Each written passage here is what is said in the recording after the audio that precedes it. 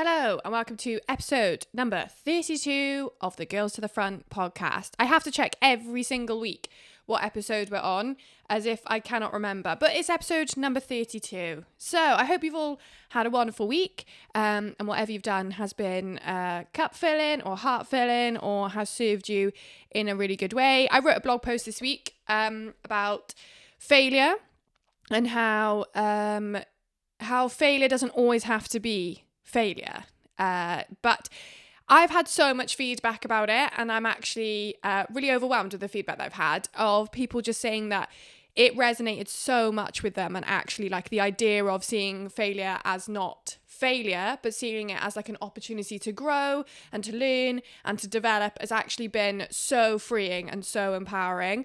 That's not because I've just given them the tools to do that, but it's interesting that people have also had this epiphany around the idea that just because something doesn't work, or just because something has had to have been, you have to put an end to something, or because you have to stop something, or because something hasn't quite worked out, doesn't mean that it's a failure. It just means that it's like an opportunity to learn and to grow and to be a better human as a result of it. The examples that I used in the blog post are around, stuff in the gym or stuff that you do in like a physical way that, if you end up dropping or not being able to complete that task, it doesn't necessarily mean that that's been a failed session or that's been a failed kind of task that you've done. It's actually around like, oh, what can I do better next time? Like, how do I make sure that I do succeed? Or like, what can I do to make sure that, that goes a little bit better next time? Like, it's always an opportunity to grow.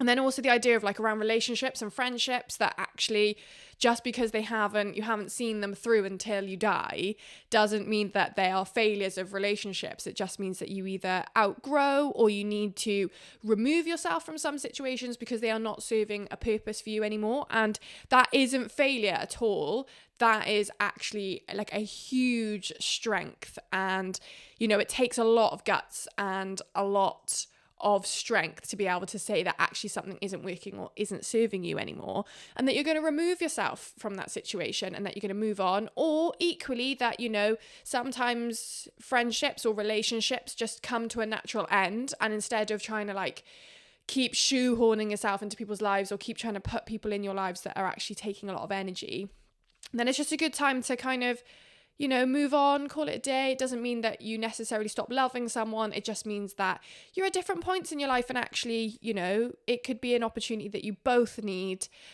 You both were there for each other at a time that you needed each other, and you both have shaped the future for each other, and you've both shaped what you look like as a person, which has contributed so much to someone's life. But actually, the time has come to move on and to put what you've learned into practice with someone else, or a different friendship, or a different relationship that's gonna fulfill you even further. So yeah, it's been like I wrote that off the back of some of the stuff that had happened to people around me over the weekend and over the last few days. And it was like one of the quickest blog posts I've ever written. I was actually super proud of myself because I wrote it so early on in the day because the words were already framed in my mind because of conversations that I'd had. And there's this weird thing that happens, I think, when you produce kind of stuff to put out into the universe, or when you produce, writing or videos or whatever you're trying to put, like that knowledge kind of like dissemination, or that experience dissemination, is that sometimes the stuff that feels the most organic and the stuff that comes the quickest to you seems to be the stuff that people relate to the most. It like some of the stuff recently that I've put out, especially on social media, has been really interesting because I did a video that I literally recorded, edited and put up within like 30 minutes from start to finish.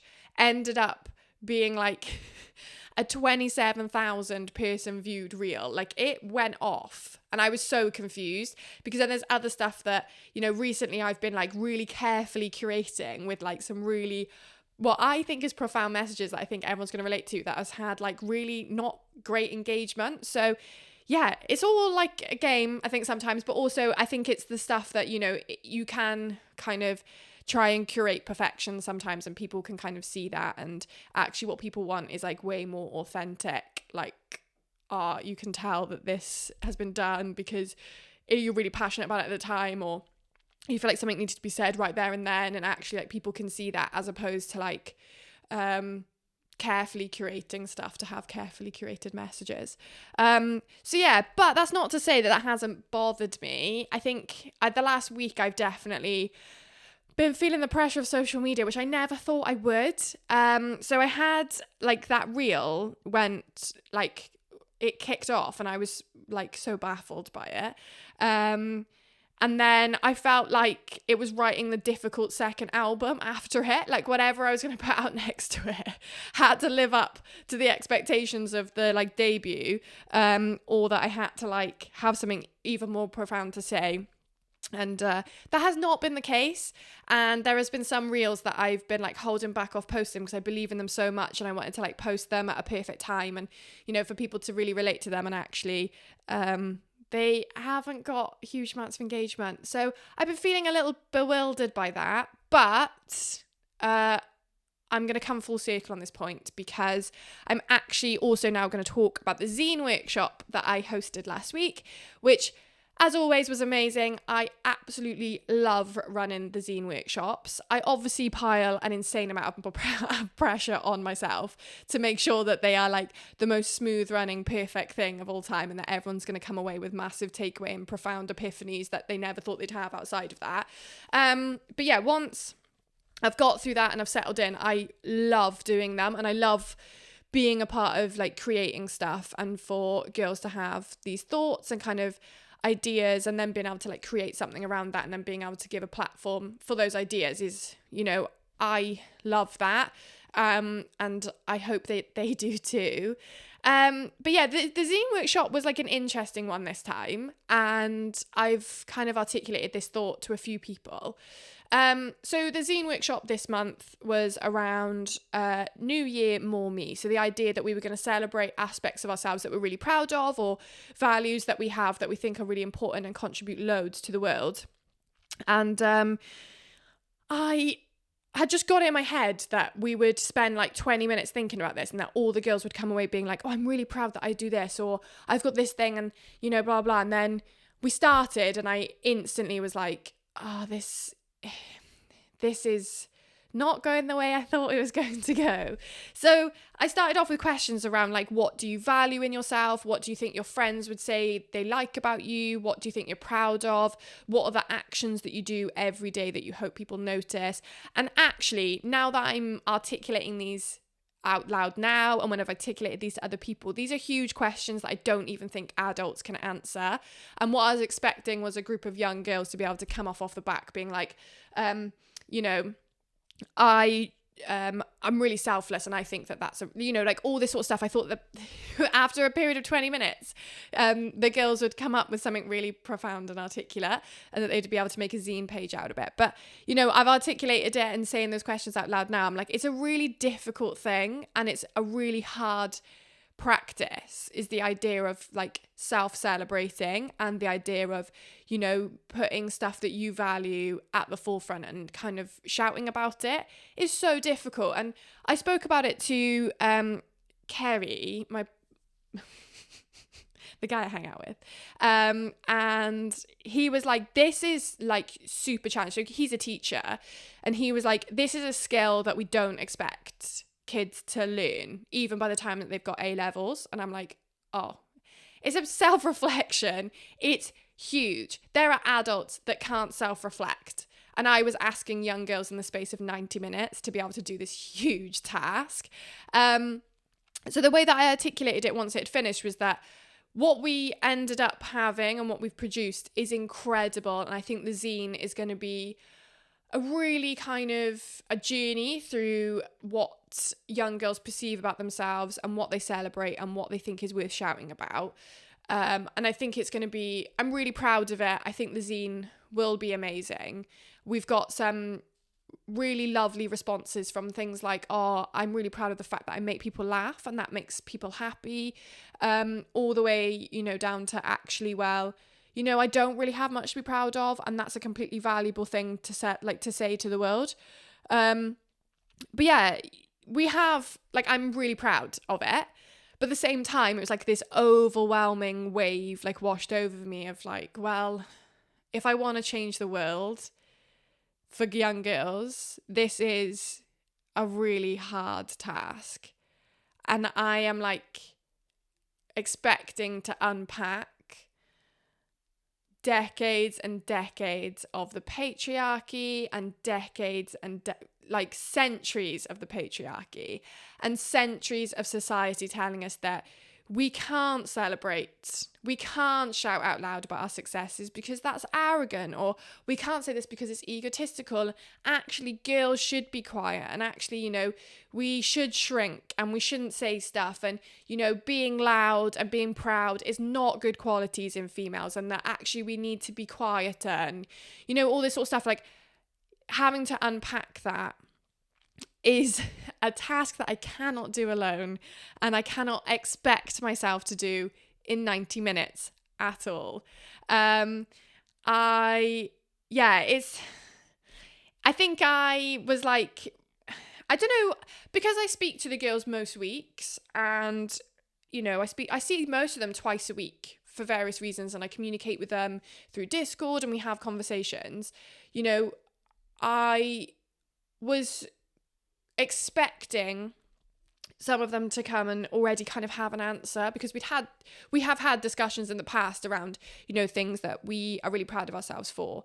But I think watching them physically try and go through that process and trying to write something down was like really, I don't know, I felt really emotional, like doing it and leading it, because there's like this really significant thing of like, it's really upsetting to watch, to say to people, write down something about yourself that you're proud of, or write down an action that you do every day that you hope people notice, and not one person in a room being able to like write that down. It's huge, and it feels, I don't know, it feels really crushing, because you want those people to just know, and you want those people to be loud, and you want those people to just know their value, and not watching it organically come out and not watching it be an immediate response was really difficult for me. And I just wanted to sit down with all of them one-to-one and be like, well, I've observed you do this, and I think this is amazing about you, and this is what's amazing about all of us. And actually, like, I couldn't have done that in 90 minutes. It would have been huge. But yeah, it's just this idea that it just becomes more and more stark, like a stark reminder that it's really challenging to talk kindly to ourselves, and it's really challenging to think about the good things about ourselves, and all we ever really want to do is be self-deprecating, and the immediate response we have to a lot of stuff is to think about what went wrong or why something about ourselves isn't very good.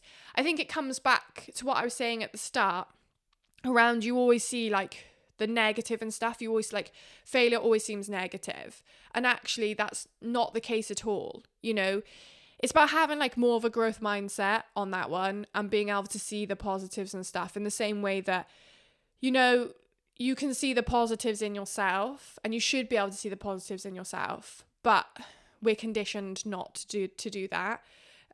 So it's a huge task that isn't the responsibility of one person. It's the responsibility of society to shift that way of thinking, and to want to have a generation of young humans that just really value themselves. I think there are examples of young people that are really good at that. That's not to say that like every young person's really bad at it, but I've seen young people who are really good at celebrating the best bits about themselves. But I also think that comes hand in hand with the people that they are surrounded by, whether that's their parents or other friends or other family members, or, you know, the classrooms that they're in and things like that. But it's such a multifaceted, and like, you know, there's lots of systems that have to combine and work well to allow that and to facilitate that happening. Otherwise, what you do is you just have the norm, the status quo, which is, you know, we must talk negatively, we must find what we did wrong, we must like figure out what we need to do better, instead of just being happy and content with what we are and who we are at that time. So I'm really amped and I'm really excited about the zine. I cannot wait to put it together and put it out into the world and give these girls a platform. And then I hope it's a reminder for people that are in positions of power, or people, you know, parents, teachers, groups of people that have like a direct impact on young people, to recognize that, you know, there's a lot of work that needs to be done, and young people need to have value, and we need to celebrate that, and we have a level of responsibility to help raise a generation of young people that see that within themselves. And that starts with us doing it better. You know, I always talk about being a lighthouse and aligning your actions with your values. And if I was really bad at talking, like on some level I am, but if I always spoke really negatively about myself, how do I expect the girls and girls to the front to talk positively about themselves when the person leading that session or the person telling them can't practice that?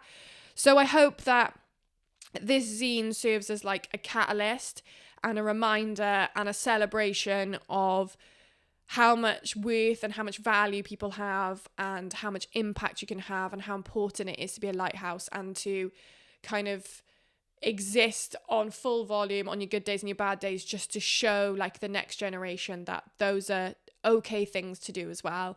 And we have to celebrate ourselves, and we have to we have to just be kinder to ourselves, basically. I talk about that all the time, but yeah, so it was like, it was interesting, and I always feel like I learn probably like a huge amount, not just about myself, but about kind of what needs to be done, and how like embedded certain ways of thinking are when I do the zine workshops, just because you can just see how like brains work and things like that. And like how, you know, I think if I'd have been like, new year, new me, pick something you want to improve, I think everyone would have had an immediate answer, which makes me really sad, because I think I would have been the same. I'm not saying that I would have been like, oh no, I'm not changing anything, but I think that would have been an easier task than me saying, okay, you are going to amplify one part of you. Like that was a really, really heavy, hard task. So yeah, can't wait for it to exist in the world. I'm going to start putting it together soon. And I'm really excited about it. So yeah. But yeah, lots of like thinking this week in terms of like, you know, reframing and reshaping how stuff is perceived and like what we can do about it. And yeah, like just lots of like, I guess I feel like I'm always constantly having epiphanies, and I'm constantly always in this thing of like learning about myself and learning about others. But yeah, I think when it's like really put in front of you, the idea that some stuff is so heavily embedded that it's like difficult to work around it. Like on that note as well, like I went to a seminar yesterday that was around like engaging boys in conversations around gender and misogyny and violence and things like that. And it was just, you know, it's always interesting when you're in a room with like-minded people, and the idea that you're kind of preaching to the converted, and that the conversations that are being had are with people that also acknowledge that way of thinking, and they're already trying to do the work, and actually the work needs to be done outside of that room. But like, you know, just that kind of thing of, you know, some stuff is so heavily embedded around, you know, toxic masculinity and the patriarchy, and the way that, you know, boys don't feel like they can feel emotions, and they absolutely should be able to. So instead of feeling those emotions, they kind of put on armor and fronts, and you know, are often not okay talking about, you know, and challenging their friends around behaviors and emotions. And then what you have is like a mob mentality, and that's what ends up leading to this kind of group thought around women and the way that girls should be treated and all this sort of stuff. And, you know, seeing how the kind of danger of what happens when that goes unchallenged. I think the statistic that like shocked me the most was, it was like 79, I'm gonna have to put it up on my phone so I don't get it wrong, but it's like quite a stark statistic. 73% of boys knew what sexual harassment behaviours were, but only 19% correctly identified them. So 73% say that they know what they are, but only 19% can actually identify them. You know, there's just so much to unpack and to work around that. But, you know, it goes back to everything. You know, you can only be a lighthouse, and you can only challenge your group thinking around like people that are close to you, and then that can kind of like spread out and get bigger and bigger. You know, if it starts with you, and it starts with like the 3 people that you speak to all the time, and the 3 people that you spend the most time with, and then from those 3 that could be 9 people, and from those 9 people it will be 27 people, and then from there it will just keep growing and growing and growing. But yeah, it's always just about being a lighthouse. And if you believe in something, if you think something has value, then live it and show others that that has value, and put it out into the world, document it, talk about it, show up, you know, turn up the volume on it, because there are people that need to hear it, and there are people that will value that way of thinking as well. So yeah, I think, you know, a lot of this always just feeds back to, if you want to make a change to thinking or to behavior or to just society and culture and things like that, then you have to live it hard, and you have to align all your actions with your values, and really blaze the trail for it. And you are the perfect person to do that. So yeah, I'm excited for the zine to happen. Excited to put it together. I can't wait to curate it. I am going to leave some time for zine submissions to stay open. I will post about it on Instagram, but if you attended the workshop and you've had thoughts afterwards, then please feel free to submit something. Or if you weren't able to attend the workshop and you want to submit something, then please also feel free to do that. So I'm probably going to keep that open for a week or so, and then I'm going to pull and compile the zine together. So yeah, I think my takeaway message today is just be a lighthouse. And to be kinder to yourself. On that be kinder to yourself note, shout out Jules, who's listening all the time. She did message me last night, and it was really lovely to hear, so thank you, Jules. Who gave me the number 1 tip on trying to talk kinder to yourself, particularly when you're doing like written work. Or it's a good practice, I think, to start by writing, and then you can zoom out. And I think it was something that if she had reminded me of it, I think I would have put it in the Zine Workshop. So I'm a bit gutted that I forgot this amazing piece of advice. But Jules once said to me, if you write about yourself in the 3rd person, it's a lot easier to celebrate what you're really good at, and it's a lot easier to celebrate your positives. So instead of saying, I am really good at this, you can write, Mickey is really good at this. And it kind of almost detaches you from that, and it makes you think that you're not just celebrating yourself, and it almost gives you that like celebration of someone else.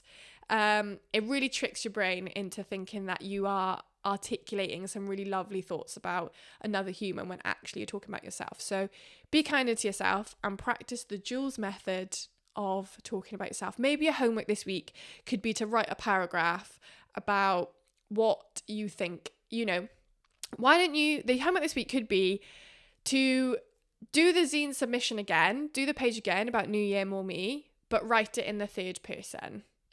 Or find the word that you want to celebrate, or the value that you want to celebrate through, you know, Mickey is, or, you know, that way of thinking. So yeah, my zine contribution was around how my emotions are a superpower. So I'm going to keep celebrating them, and I'm going to keep working on not seeing my emotions as a negative. I created my zine, my page submission earlier so that I could show and I could talk about it to the other girls as like a bit of a catalyst, and as like an example of what they could produce. And yeah, I think it was super helpful for me to talk through that with other people and to like showcase it. But I've spent so much of my life being worried about my emotions and being told by other people that I'm too emotional, or that I cannot control my emotions, and that crying is so annoying for other people, and that I cry too much, and that when I'm happy I'm too loud, and all this sort of stuff. And actually I'm getting to a really good place in my life where I'm going to celebrate them, because not everyone gets to feel so deeply. Not everyone gets to experience the world with like big emotions. And I am really grateful that I am someone that does get to experience it through that, because I am someone that will cry at how beautiful a field looks. And I think that there's something like super magic about that. But it's only since I've got older that I've started to like realize that there is something super magic about your emotions and that you should celebrate them. So yeah. Okay. Moving on. I'm going to do my song recommendation. But before I do this, I am actually recording this on St. David's Day. So happy St. David's Day if you are Welsh, if you identify as Welsh, or if you are from Wales, or if you live in Wales, or if you have Welsh people in your life. I don't know how many other aspects I need to cover, but yeah, happy St. David's Day. Okay, my song recommendation for this week. I have been doing a bit of a dive back into 15-year-old Mickey, where she would listen to the most peak emo stuff you could think of. And it was about this time that I started finding what music I liked and not just listening to what everyone else was listening to at the time, which is hilarious because lots of people would think that this sort of music was something that everyone was listening to. But yeah, I think I am from a rural part of the world. So I think that I either found this late than everyone else, or I was finding it and other people were still listening to other stuff. But yeah, so if you go back and listen to Chop Wood Carry Water, which is another podcast I do with my friend Owen, we spoke about the albums that changed your life. And mine was Biffy Clyro's Puzzle, because at that time I was like finding music that I loved myself, and Biffy Clyro was like a big catalyst in being like, oh, it's okay to like the music that you like and explore the music that you want to explore. And around about that same time I was finding other bands, and I was trying to like explore other music, and a big part of that was like the emo scene, I guess. So the song that I'm going to pick this week is Homesick at Space Camp by Fall Out Boy. It's from one of their earlier albums, Take This to Your Grave. I remember finding Fall Out Boy, like listening to Fall Out Boy on, I think it must have been Kerrang or some weird TV, like music TV channel like that. And it would have been Sugar We're Going Down for sure. And then like liking that, but then wanting to explore, like, I think I was reading Kerrang magazine at the time as well, and reading interviews with them, and then realising that they actually had a career before that album, and then going back and going through that album. I think Take This to Your Grave is their best album. We can have a debate on what you think, but yeah, I think things start taking a turn on From Under the Cork Tree and beyond. So yeah, I'm going to go with Homesick at Space Camp. Feel free to explore other peak emo music from around the time, because if you're my age, it's super nostalgic. If you're not my age, if you're younger, you could just open yourself up to a brand new world of music you never thought existed. So yeah, so that's all from me this week. I hope you have a wonderful rest of your week. And yeah, be kinder, be a lighthouse.